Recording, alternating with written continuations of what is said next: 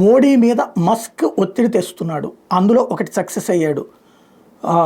విదేశీ electric vehicles మీద ఏదైతే ఇప్పటిదాకా ఉన్నటువంటి 110% దాకా ఉన్నటువంటి సుంకాన్ని 15% దాకా తగ్గించుకోవడం, తద్వారా భారత్లో తన షోరూమ్ పెట్టుకోవాలనుకుంటున్నాడు.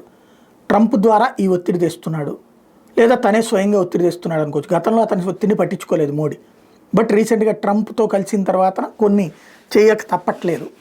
నెంబర్ 2, ఇప్పుడు కొత్తగా ఒత్తిడి ఏంటయ్యా అంటే ఈ స్టార్లింక్ ఫెసిలిటీ, అంటే నేరుగా శాటిలైట్ సేవలు. నిన్ననే మనం మాట్లాడుకున్నాం, 35 వేల రూపాయల ఇన్స్టలేషను, నెలకు 10,000 రూపాయల దాకా ఛార్జ్ చేసేటటువంటిది డైరెక్ట్ శాటిలైట్ సిగ్నల్ సిస్టమ్ అన్నటువంటిది.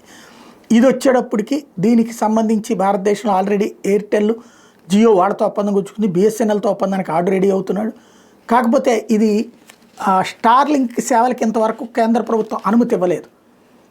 అది 5 సంవత్సరాలకి అనుమతిస్తాం అని చెప్పినేమో ప్రభుత్వం అంటుంటే 20 సంవత్సరాలకు అనుమతి కావాలని చెప్పి మస్క్ ఒత్తిడి తెస్తున్నాడు.